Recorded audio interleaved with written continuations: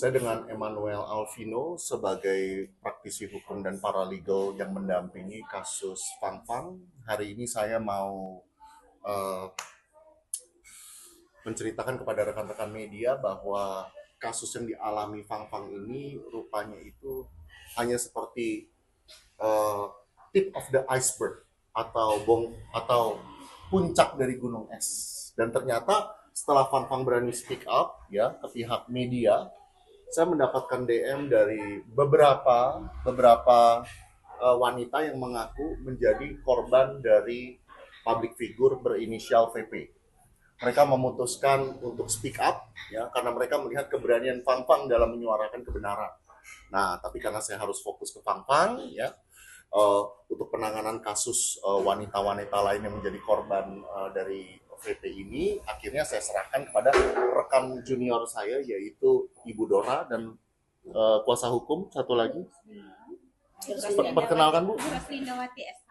Ya, dan kami mengundang rekan-rekan media yang datang hari ini ya. Mungkin rekan-rekan media mau mendengarkan klarifikasi atau testimoni dari para wanita yang mengaku menjadi korban dari public figure berinisial VP ya.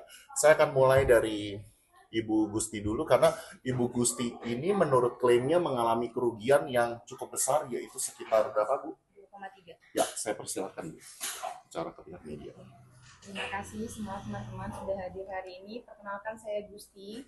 Saya di sini benar bahwa saya di sini mendm beliau ketika saya melihat naiknya kasus Fang Fang. Kemudian saya DM beliau, dari situ inisiatif saya langsung kasihan ya nih Fang Fang ya gitu. Saya juga saya bercerita kepada beliau bahwa Bang, saya juga kena tipu.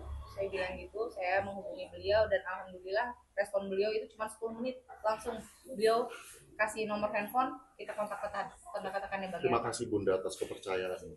Sama-sama, dan saya melihat beliau itu benar-benar berjuang untuk yang teman kita Fang yang di sana. Dari situ ya Kak, saya di sini sudah berteman dengan Mbak Yuli dan ada satu lagi Cielita. Itu sudah berteman semenjak kasus kami di 2023. Kami bertemu itu di Bekasi Fair 2023. Nah, pada saat itu pada saat saya mengontak beliau, saya menginfokan kepada teman saya Mbak Yuli dan Cielita, saya sudah menghubungi beliau, gimana yuk kita ngomong yuk biar kasus kita ini diangkat, biar uang kita dibayar kayak gitu loh. Nah, kalau misalnya berita yang beredar kan waktu itu mungkin teman-teman sudah pernah melihat juga bahwa kita sudah melaporkan ke Polres Bekasi ya, Kota Bekasi waktu itu. Nah, di situ sampai dengan saat ini kita belum ada tindak lanjut dari di sana, belum ada dipanggil untuk BAP atau apapun itu ya Bu ya. Belum ada proses baru 7 hari ini. Baru 7 hari ini. Nah, itu dari situ kalau dari saya pribadi saya Gusti ini 2,3. Kalau dari Mbak Yuli 600 juta, kalau dari Celita itu 2,3, itu sih Bang. Ya. 2,3 M. Jadi selain Ibu Gusti yang kerugiannya sampai 2,3 miliar ini, ternyata ada satu individu lagi namanya Cielita yang katanya juga 2,3 ya Bunda ya. Tetapi Bunda Elita ini belum bisa hadir. Nah, kami merencanakan press conference berikutnya kami akan menghadirkan Ibu Elita supaya semua terkonfirmasi. Ya. Awal mulanya gimana? Boleh jelaskan awal mula ketemu Vicky, dikenalin siapa, apa memang kebetulan kan emang dikenalkan? Baik ya. Kalau dari samanya apa? Ya. Kalau dari saya pribadi, saya itu adalah penyewa lapangan mini soccer. Yang hadir di sana itu sekitar bulan Oktober 2022. Saya itu adalah penyewa lapangan mini soccer di Gladiator Arena Bekasi. Nah, pada saat itu saya datang ke sana untuk menyewa lapangan tersebut dan menjadi member lah ya. Dibilang member nggak, tapi saya rutin. Di situ pengelolanya adalah adiknya VP berinisial N atau B ini. Dari beliaulah saya komunikasi. Kemudian saya tanggal 29 Desember 2022 kalau nggak salah tanggalnya itu. Nah, beliau adiknya VP ini meminjam uang kepada saya dengan menjaminkan Fortuner putih. Plat nomornya jangan usah saya sebutkan. Itu katanya untuk ibunya operasi di Malaysia. Nah, dari situ jujur saya berikan karena kasusnya untuk operasi, biaya rumah sakit dan segala macam 100 juta. 100 juta kemudian dengan jangka waktu 1 bulan. 1 bulan artinya kan sampai dengan 29 Januari 2023. Nah, di situ pada pertengahan antara bulan Januari itu adiknya VP ini menawarkan kepada saya untuk join investasi aja di mini soccer. Wah, udah saya seneng anak-anak saya main bola, dapat kesempatan itu, yang bikin saya percaya itu barangnya ada, mini soccernya tuh ada, dan kami latihan di situ gitu loh. Jadi kalau misalnya ditanya kok bisa sih saya kena tipu, ya di situ ada mini soccernya, saya latihan di situ gitu, saya jadi member di situ, saya sering latihan di situ gitu loh. Nah, dikasih kesempatan untuk berinvestasi di mini soccer, menurut saya ya jadi itu kesempatan emas gitu loh, untuk ya anak bisa latihan, tempatnya nggak jauh-jauh, udah deket di situ. Nah itulah ya.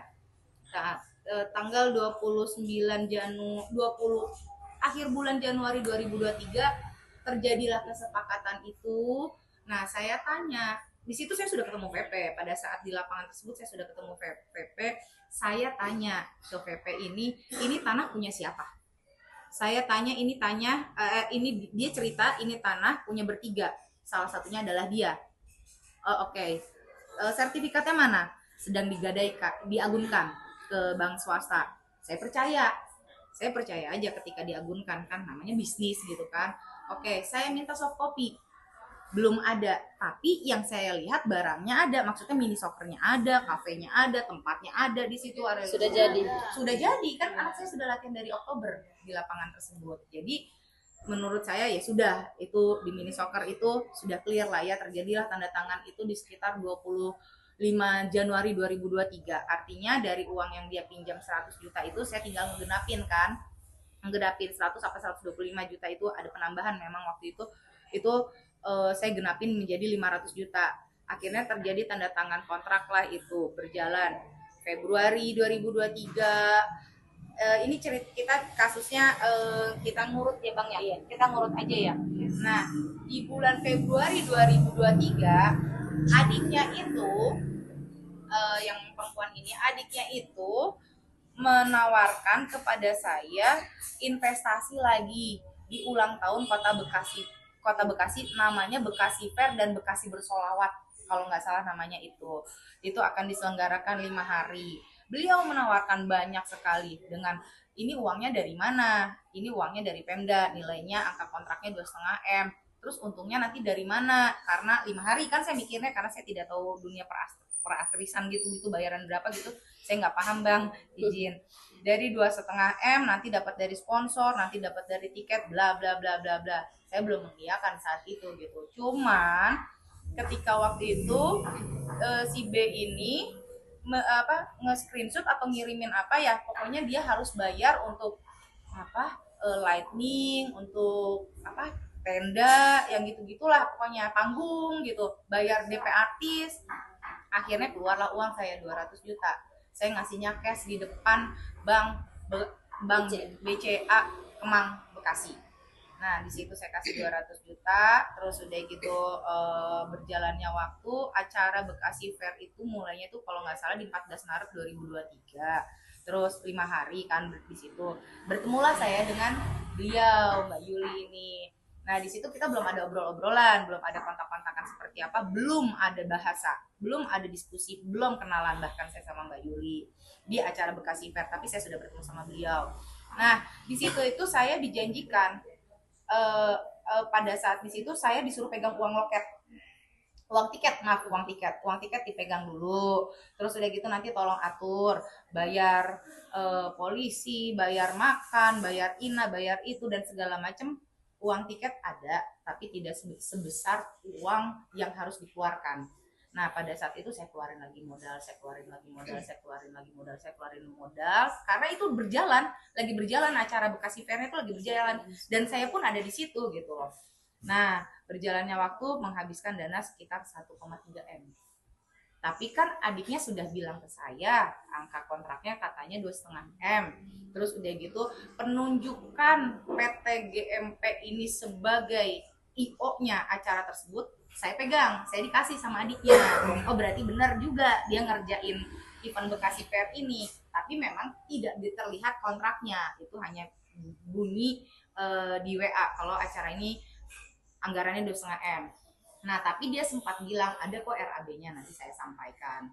Sudah. Nah itu acara Bekasi Fair ya. Udah Bekasi Fair berjalan. Ini kasus saya kan. Berarti 1 mini soccer. Yang kedua tadi Bekasi Fair. Nah yang ketiga berjalannya waktu pada saat saya masih mengelola lapangan mini soccer tersebut. Dia pinjam uang untuk gaji karyawan. Dia pinjam uang untuk ibunya masuk rumah sakit. Terus hutang atas yang acara Bekasi Fair yang ujung-ujungnya itu ini belum dibayar, itu belum dibayar, ini belum dibayar. Saya mengeluarkan uang 75.500.000 di situ.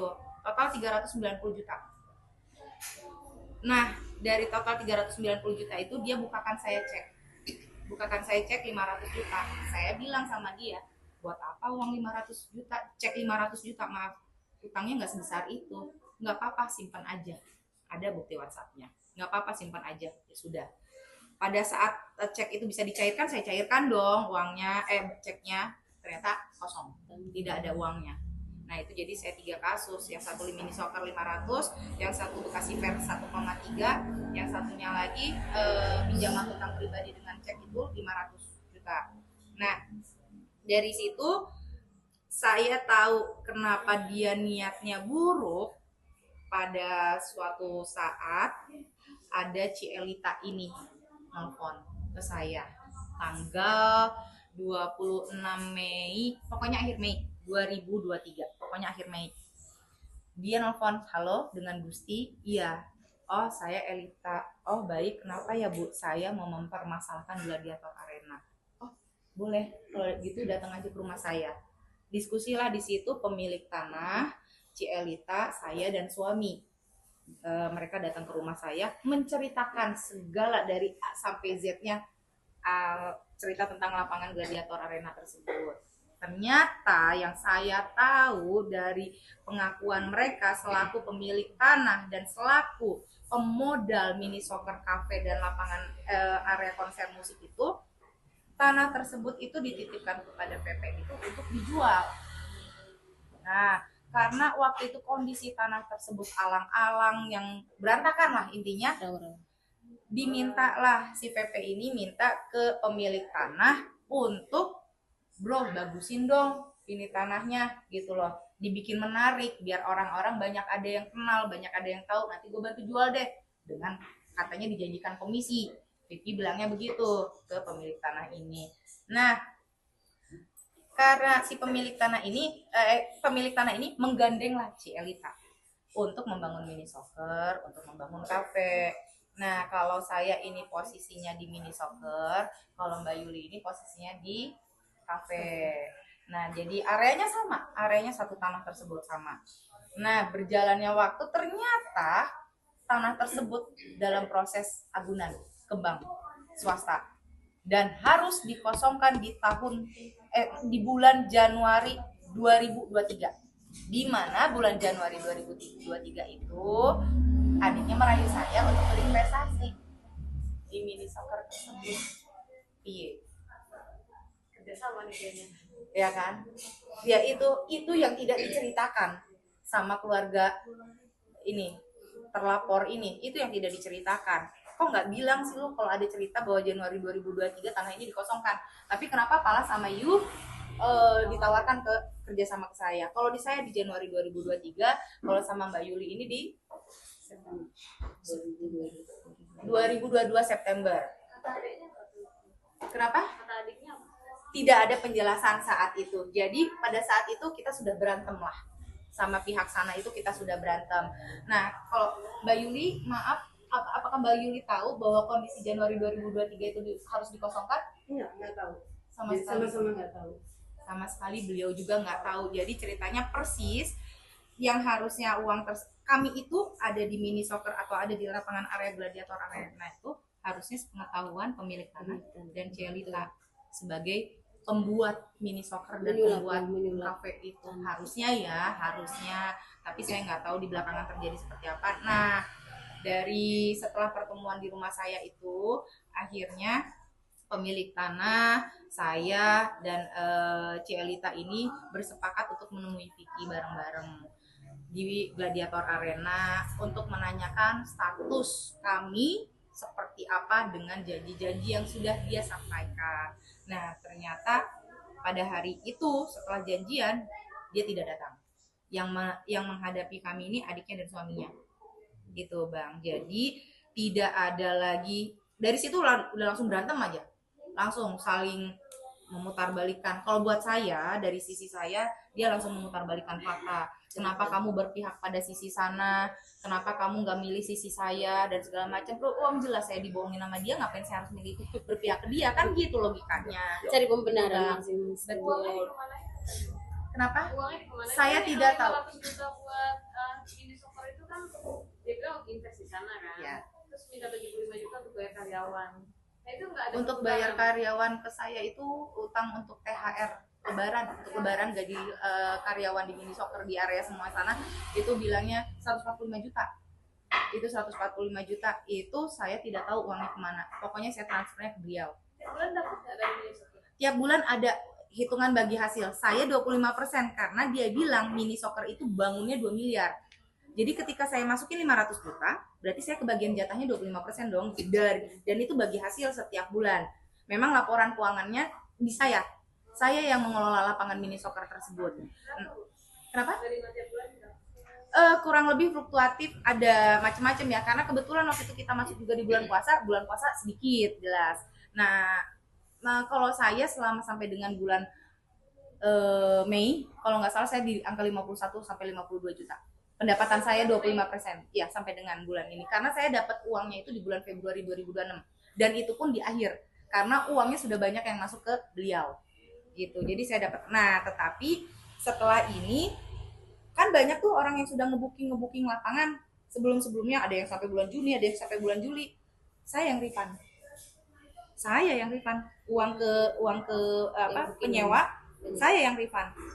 Gitu loh, saya yang mengembalikan uang tersebut karena ya uangnya katanya ada di saya yang ngelola lapangan, padahal ya udah dibagi 75-nya ke beliau, 25-nya ke saya gitu. Tapi saya bertanggung jawab untuk mengembalikan, saya kembalikan semuanya, rinciannya ada. Itu Bang, kalau dari saya Bang. Dan percaya juga karena Vicky itu artis mungkin itu. Mungkin ada hal seperti itu yang saya lihat gitu ya di luar berita apapun yang ada di belakangan sana gitu, tapi yang saya lihat barang mini soccernya ada. Bisnisnya sudah berjalan. HP-nya juga ada ya gitu ya Bayu. Nggak mungkin rugi gitu ya. Lah udah jalan Mbak. Gitu, udah Tapi jalan. nanti komunikasi langsung saat peristiwa sama Bella, Vicky. Awalnya Bella. Awalnya Bella, seterusnya Vicky. Saya maaf sebut nama Yang- kan. Bang izin saya sebut nama. Pakai inisial aja. Iya. Saya sebut awalnya sama B, sama adiknya, betul. Terus saya kontak-kontakan sama dia itu acara bekas event 14 Maret 2023. Pertama kali saya chat dengan beliau dan beliau langsung minta uang saya. Uang yang hilang di bekas yang acara cewek itu nggak balik juga. Belum pulang sama sekali. Saya nggak tahu kapan cair dari Bank BJB, dari Pemda Bekasi ke PT-nya dia, saya nggak tahu kapan. Cairnya sejumlah berapa saya nggak tahu kapan. Saya tagih juga sampai sekarang ini. Tapi itu beneran ada. Eventnya ada, kita ada di sana. 5 hari ya Mbak? 5 hari ya Mbak? Iya, 5 hari saya sama beliau ini. Kalau beliau waktu itu, monggo. Waktu itu ketemunya gimana? Itu gimana bu? Kita tanya. Mik, jawaban kamu. Agak kencang dikit ya. Ini ya kedengeran. Apa bang? Ini cuma Kalau saya itu September itu saya diperkenalkan oleh teman saya yang sudah kenal sama VP. September 2022 saya diperkenalkan oleh teman saya yang memang temannya VP. Saya ditawarkan VP untuk sama Mbak Gusti, yaitu 25% dengan 500 juta. Nah, kenapa saya waktu itu mau? Karena tempatnya memang sudah ada dan saat itu dia memberikan saya itu jadwal konser yang cukup padat dan menjanjikan kepada saya bahwa 500 juta ini akan kembali dalam sekitar 6 sampai 12 bulan. Itu udah pasti. Dia tuh tunjukin saya semua bukti-buktinya dan saya percaya sama itu. Nah lalu setelah itu sampai sekarang konsernya sudah banyak sekali, tapi sepeser pun saya nggak pernah dapat duitnya. Itu sih. Dengan alasan macam-macam. Duit keuntungannya buat nyemen, duit keuntungannya buat bikin panggung dan segala macam alasannya. Dan waktu itu saya pernah sudah hitung-hitungan dengan VP. Ini sekian akan dilunaskan, dia bilang akan dicicil, tapi sampai sekarang buru-buru dicicil. Dia ketemu sama saya juga nggak pernah. Transfernya langsung ke rekening PP. Langsung ke rekening VP. Sama.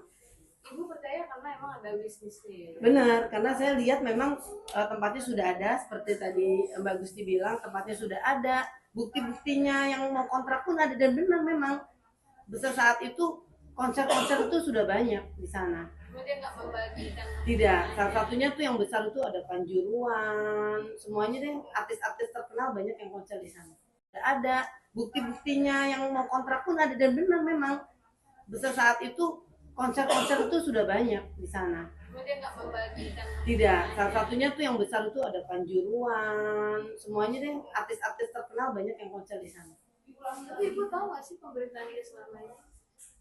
Tahu sih, saya tahu. Cuma pada saat itu karena saya diperkenalkan dan saat itu saya ngeliat ini kayaknya orangnya baik gitu ya. Ternyata saya tuh pada saat itu cara ngomongnya atau cara apanya tuh saya ngeliat tuh orangnya baik gitu. Dan saya pikir iya, dan dia juga banyak apa namanya ya, tadi itu dia kasih bukti-bukti, dia kasih nggak mungkin gitu.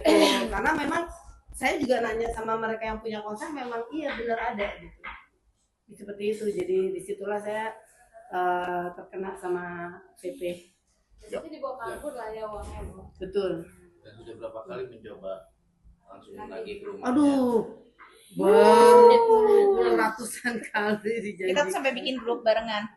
Ya, Responnya Iya, responnya gimana? ntar besok, ntar besok, jadi tahunan. Gitu.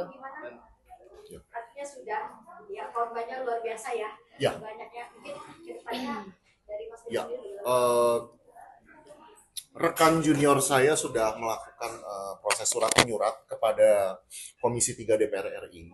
Jadi kami berharap pemberitaan ini ya dan permohonan kami untuk berjumpa dengan Ketua Komisi 3 DPR RI mungkin untuk bisa dikabulkan ya, karena yang rekan-rekan media lihat saat ini belum semua. Masih ada beberapa korban yang seperti Ibu Elita ya, dan ada satu lagi kami baru mendapatkan japri dari salah satu korban yang mau speak up tapi posisinya berada di luar kota. Jadi kami masih mengumpulkan beberapa rekan korban nih untuk bisa jadwalnya sama dan speak up bersama-sama ke media. Dan seperti yang rekan saya kemarin sudah lakukan, surat menyurat dengan Komisi 3 DPR RI-nya sudah sampai mana? Sudah, suratnya hari ini harusnya sudah sampai. Ya, jadi ini para korban ini sangat takut sekali untuk speak up karena ada begitu banyak laporan mengenai VP ini kok seperti seolah-olah berjalan di tempat. Jadi ada pencitraan yang diberikan oleh pihak VP seolah-olah VP ini kebal hukum. Ya, bahkan pada saat saya kemarin datang diundang ke mana? Ke Rumpi ya, ke acara Rumpi ya sama Feni Rose ya. Ada salah satu rekan artis yang mengatakan kepada saya, kamu bawa laporan para korban ini kemana? Lalu saya bilang, oh kita bawanya ke Bekasi. Wah, kata rekan artis ini, wah daerah Bekasi itu daerah kekuasaannya VP loh katanya. Ya kan? Di situ bakal banyak banget yang ngebelain VP. Kesannya seperti itu. Ya suara yang disuarakan ke saya. Ya kan? Nah, tidak lama si rekan artis tersebut memberikan informasi itu kepada saya mendapatkan telepon dari rekan junior saya, ya ceritakan pengalamannya selama mendampingi para korban melakukan laporan. Ya, silakan. Ini nggak janjian ya teman-teman ya, ini berada di dua tempat yang terpisah. Ya baik, terima kasih teman-teman media. Selamat sore. Di sini kami sebagai kuasa hukum tim untuk mendampingi teman-teman para korban. Itu intinya ini awal mulanya itu kan sudah viral. Awal kita melaporkan dibikin LP, terlapor itu VP dan teman-teman adik-adiknya. Dan itu kita baru mengetahui bahwa sebelumnya itu tiga orang korban ini Ibu Elita, Ibu Juliana dan Ibu Juliana dengan Ibu Elita. Kak Gusti belum bikin LP ya, baru perdata. Nah, itu sudah melaporkan di Polda Metro Jaya tahun 2024 dan juga tahun 2025, tapi laporannya itu mangkrak begitu saja. Setelah kita menelusuri dokumennya, ternyata mungkin analisa kita adalah ketidakupdatean teman rekan-rekan sebelumnya. Akhirnya perkara ini sampai sudah mencuat kemarin, kita mewakili teman-teman dengan Kak Gusti melaporkan ke Polres Metro Bekasi Kota. Barulah kita mengetahui bahwa di sana juga, di Bekasi juga sudah pernah diambil keterangan oleh penyidik kepada korban itu Ibu Juliana, tetapi dokumen SP2HP dan lain sebagainya itu kami tidak diberikan, tidak ditunjukkan. Sebelumnya sama kuasa hukum sebelumnya itu sepertinya, tetapi ketika pas kami membuat LP, datanglah seorang penyidik. Oh, ini yang dilaporkan itu VP ya? Iya. Oh, kalau dia mah gak bakalan bisa. Langsung saya kaget gitu. Hah? Maksudnya bagaimana abang? Gak bisa begitu dong. Kita ini penegak hukum, gak boleh berbicara seperti itu. Sedangkan di depan abang ini ada korban ibu-ibu. Bagaimana caranya kita kita turut prihatin, kita empati. Ini korbannya itu ibu-ibu. Ada lagi satu lansia yang nanti kita akan follow up juga. Maksudnya nanti kita akan tampilkan juga di teman-teman media juga. Kita gregetan karena ya itu seperti yang Bang Vino sampaikan bahwa sepertinya terlapor ini kebal hukum. Kita menyampaikan bahwa sekebal-kebalnya siapapun, kita percaya bahwa penegak hukum di Indonesia ini kan punya hati nurani. Kebenaran itu mau seperti apapun akan kita perjuangkan. Apalagi di sini itu ada korbannya itu semua hampir kebanyakan perempuan. Bagaimana rasanya ketika kalau memang penegak hukum dia punya istri, dia punya ibu, dia punya adik perempuan, dia punya saudari perempuan di pihak seperti korban ini. Lalu si abang penyidik, pernah juga saya sudah penjarakan, tetapi akhirnya lepas juga tuh sama si H begini. Saya bilang, kok bisa? Berarti miskomunikasi antara teman-teman penyidik dengan pihak pada saat persidangan atau di dalam tahanan seperti apa? Wah, pokoknya nggak bisa selesai karena sudah marah sama beliau. Akhirnya sudah tidak nyaman, beliau mundur. Karena memang setahu saya itu kan kita datang bikin LP, beliau itu seorang penyidik kan tidak di situ posisinya. Oh ya udah, nanti aja diupdatekan aja info ke saya. Maksudnya info ke apa, untuk apa? Abang ini siapa? Saya bilang begitu. Karena kan semua kita ini kan ada porsinya masing-masing. Kami datang membuat LP atas nama Ibu Gusti, walaupun sebelumnya itu Ibu Juliana sudah membuat LP, abang yang mengambil keterangan, tetapi tidak ada hak abang untuk bisa menarik perkara itu ke situ. Karena ini beda hari, beda tanggal, dan juga kita tidak tahu kronologis awal yang dibuat sama Ibu Juliet seperti apa.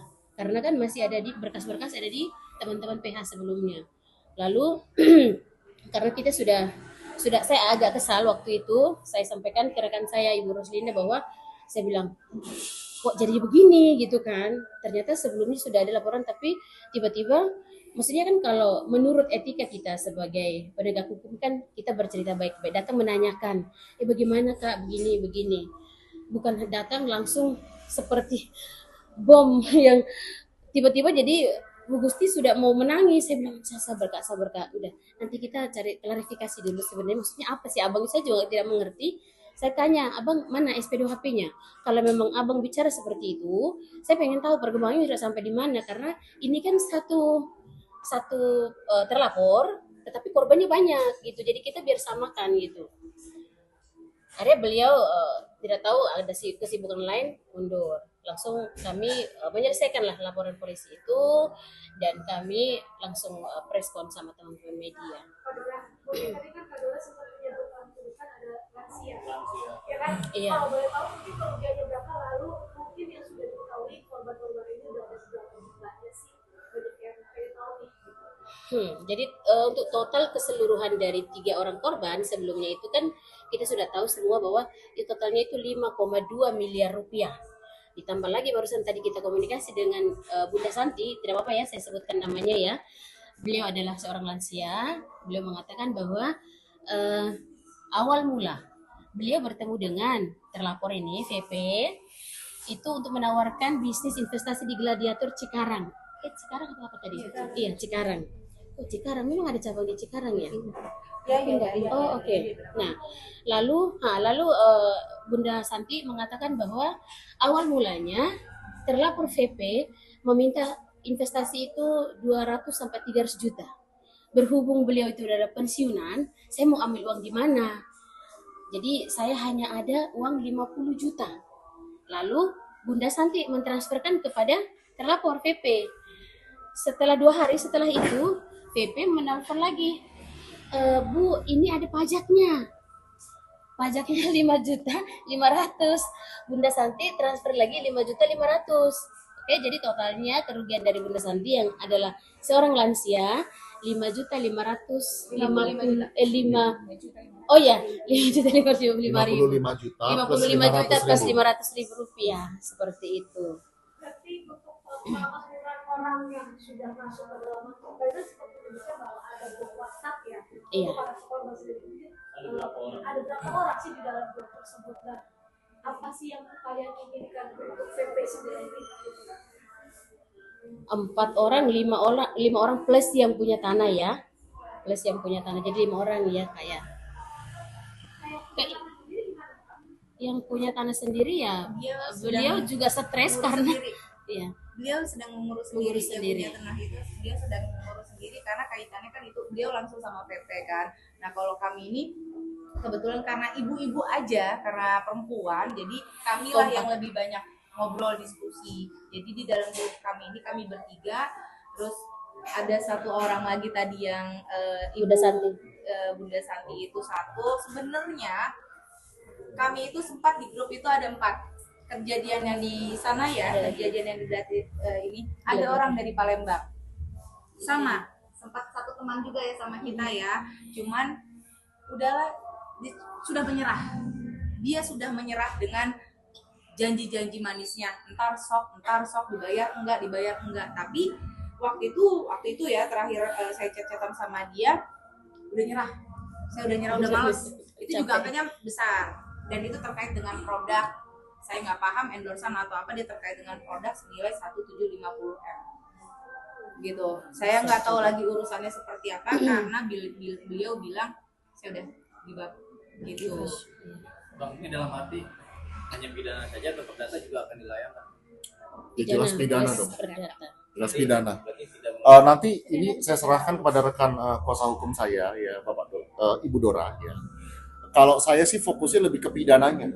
Karena dalam hal ini pidana itu menurut saya itu lebih bisa memberikan efek jerah. Karena kan badan yang dibawa. Kalau perdata kan bukan badan yang dibawa. Ya, tapi aset yang disita ya. Ya. Tapi untuk strateginya nanti bagaimana untuk langkah hukumnya untuk kasus ibu-ibu ini saya serahkan sepenuhnya kepada rekan saya. Karena saya sudah harus fokus untuk perihal urusan Fang nih. Jadi saya dan rekan saya ini bagi tugas.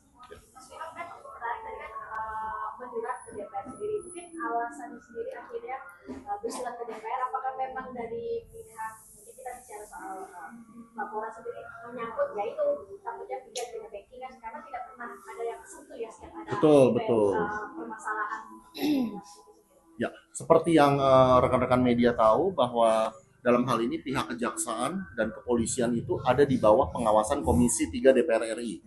Ya, kami merasa beberapa laporan mengenai VP ini ya sudah mandek di kepolisian dan kami berharap sekali anggota Komisi 3 DPR RI khususnya Bapak Ketua yang kami hormati Bapak Habibur Rahman ya dapat melihat tayangan ini dan memberikan kami ruang dan waktu untuk bertemu dengan beliau sehingga ibu-ibu ini sebagai korban VP dan saya percaya ibu-ibu ini adalah pembayar pajak yang taat juga dapat diberikan kesempatan untuk menyuarakan keluhannya. Karena VP ini seolah-olah seperti memberikan impression dia itu kebal hukum, untouchable. Nah, mudah-mudahan kami sebagai tim kuasa hukum dari para korban dapat meruntuhkan paradigma ini bahwa VP dan orang-orang terdekat itu kebal hukum, teman-teman. Ya. Tidak, kami langsung ke Komisi 3 DPR RI. Tapi kan melihat intensitas itu sendiri yang kita tahu sempat muncul di salah satu program TV swasta. Mungkin dari pihak korban sendiri artinya menyayangkan nggak sih, artinya dia masih diundang. Ya, jadi yang saya kritisi adalah media. Kenapa nih? Saya mencoba memposisikan diri saya itu sebagai pihak korban. Kenapa sih? Walaupun VP ini terkenal ya dari, kalau nggak salah yang sama Zaskia itu 2013 ya. Ya, kenapa sih VP ini dari tahun 2013 terlepas dari begitu banyak rapot merah, kok tetap korbannya itu banyak? Nah, yang saya salahkan di sini kenapa para media, ya pihak media TV, televisi dan hiburan, walaupun tahu track record VP seperti ini, tetap diundang ke televisi untuk menghibur. Nah, sebagai penonton, ibu-ibu kita khususnya, kadang kita itu kan jauh lebih percaya apa yang TV katakan daripada apa yang kita dengar, ya kan? Ya kan? Kalau seorang artis yang toksik diundang ke stasiun TV, para penonton dan ibu-ibu ini akan berpikirnya apa? Ya kan? Wah, dia memang ada rapot merah, tapi kok stasiun TV ngundang? Berarti sebetulnya dia bukan orang jahat dong. Orang stasiun TV aja percaya, makanya korbannya ini bertambah, ya. Berarti dalam arti abang juga dengan para korban mendesak juga nih untuk ganyangkan boykot Vicky juga. Saya tidak menyuarakan itu. Saya lebih sangat disayangkan sekali apabila pihak media atau entertainment terus mengundang artis-artis bermasalah seperti ini. Karena biar bagaimanapun masyarakat kita jauh lebih percaya dengan apa yang TV katakan daripada fakta yang terjadi di lapangan. Nah,